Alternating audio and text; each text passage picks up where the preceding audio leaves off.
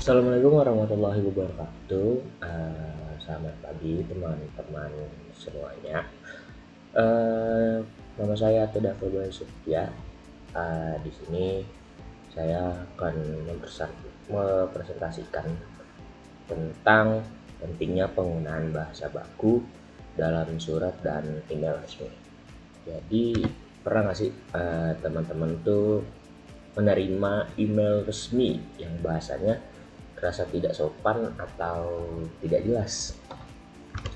Jadi dalam era digital seperti sekarang, surat dan email bukan hanya sekedar alat komunikasi, tapi juga cerminan profesionalitas seseorang. Jadi banyak urusan penting mulai dari lamaran kerja, surat dinas, hingga korespondensi antar instansi dilakukan melalui media ini.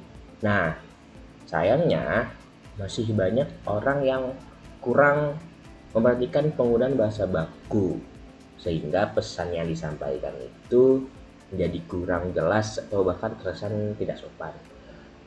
Nah, penggunaan bahasa baku dalam surat maupun email resmi sebenarnya bukan hanya soal aturan, tetapi juga bentuk penghormatan terhadap penerima pesan.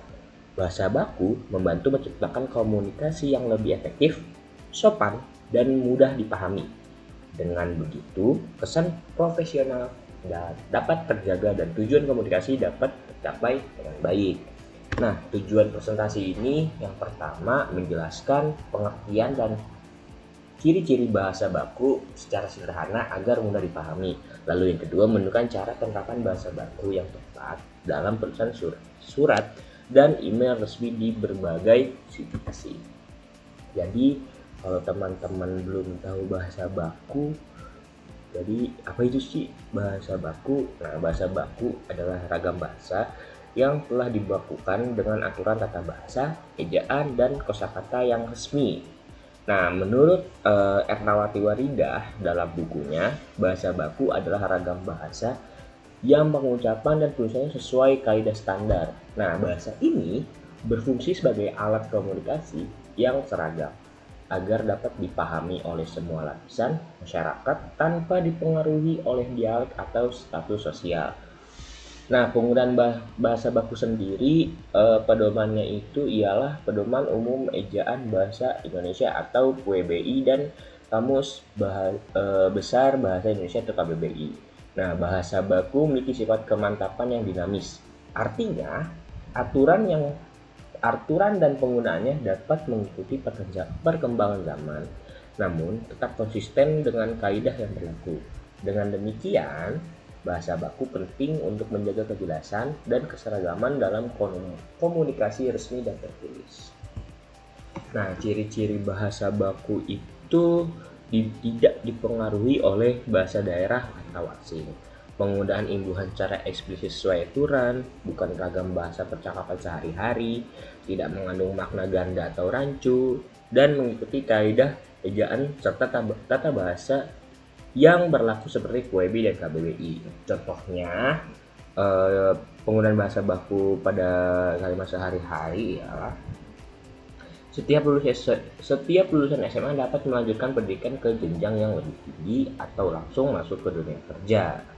Nah, ini merupakan contoh-contoh penggunaan bahasa baku dalam kalimat sehari-hari yang tepat. Kita masuk ke penggunaan bahasa baku dalam surat atau email resmi.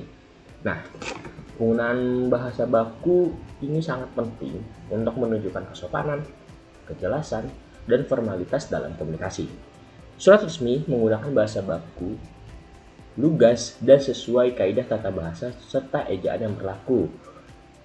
Seperti yang tadi, bahasa baku pedomannya ialah PUBI. Nah, untuk struktur surat resmi meliputi kop surat, tanggal dan nomor surat, alamat penerima, salam pembuka, isi surat yang terdiri dari pembuka, isi utama, dan penutup.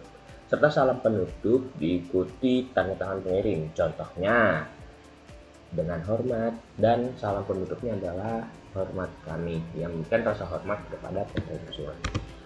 Ini merupakan contoh benar Jika teman-teman mengirimkan surat melalui email, yaitu teman-teman ingin melamar kerja, yang bisa terlihat bagaimana ada yang seperti di sini, dengan hormat atau hormat kami, kita ganti menjadi salam, yang ini jadi yang terhormat, lebih jelas, perkenalkan nama saya Putri Adita, dia lebih jelas itu. Jadi ini alasannya kenapa contoh tersebut bisa benar. Gunakan bahasa baku dan kalimat efektif, alamat tujuan jelas dan formal, pembukaan yang sopan dan informatif. Maksudnya pembukaan yang sopan ialah di sini teman-teman bisa melihat, perkenalkan nama saya Putri, dia mengetahui lowongan, dia ingin melamar kerja di PT Maju Terus, lalu isi surat mengandung tujuan dan kualifikasi pelamar. Nah, dia menjelaskan bahwasannya di paragraf ketiga, dia menjelaskan bahwasannya dia melamar di posisi tersebut, pengalamannya ialah senior content writer di PT Sukses. Lalu struktur surat tersusun dengan baik, tulisan penutup yang santun dan tanda tangan dan nama penulis yang jelas. Ini maksudnya. Ini merupakan contoh benarnya. Lalu bagaimana dengan contoh yang salahnya? Nah, di sini bisa dilihat kalau kita lihat contoh yang benar di sini, Putri Dianita ini mencantumkan HRD PT Maju Terus, sedangkan di sini adalah perusahaan yang saya lamar dan tidak, kurang tersusun rapi. Kenapa contoh ini salah? Kita mempunyai alasannya. Yang pertama, tidak menunjukkan posisi yang dilamar secara jelas. Nah, bisa dilihat, saya dengar ada posisi yang cocok buat saya tertarik untuk posisi yang ada.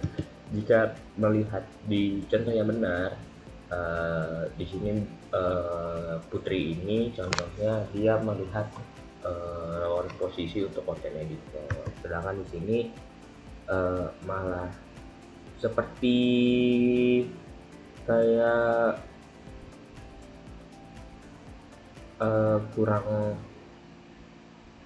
spesifik saja tujuannya. Lalu ada alamat tujuan yang tidak spesifik, salam pembuka yang tidak formal, data diri tidak lengkap, lalu tidak menyertakan informasi yang relevan tentang kualifikasi, serta penutup surat yang kurang profesional. Yang di sini kurang baku juga pokoknya. Saya berharap bisa, pokoknya ini merupakan contoh yang salah. Jadi manfaat penggunaan bahasa baku, yang pertama sebagai alat pemersatu bangsa. Kenapa sebagai alat pemersatu bangsa? Karena bahasa baku memudahkan komunikasi antar penutur dari berbagai daerah dan latar belakang sosial, sehingga terciptanya pemahaman yang sama serta mengurangi kemungkinan terjadinya kesalahpahaman. Lalu yang kedua, sebagai penanda identitas dan wibawa bangsa.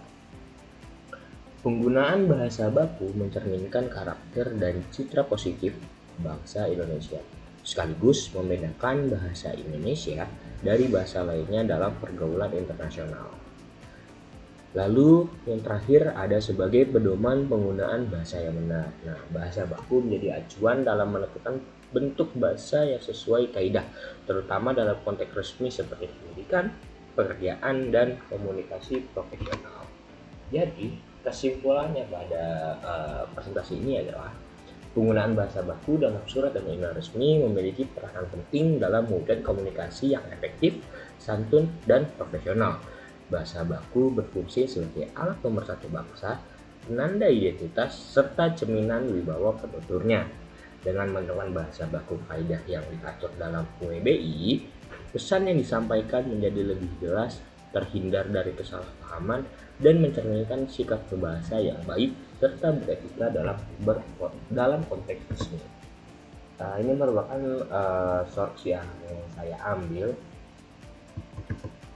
Terima kasih. Mungkin itu saja yang dapat saya sampaikan dari presentasi ini tentang bagaimana pentingnya penggunaan bahasa baku dalam surat dan email resmi. Kurang lebihnya mohon maaf. Wassalamualaikum warahmatullahi wabarakatuh.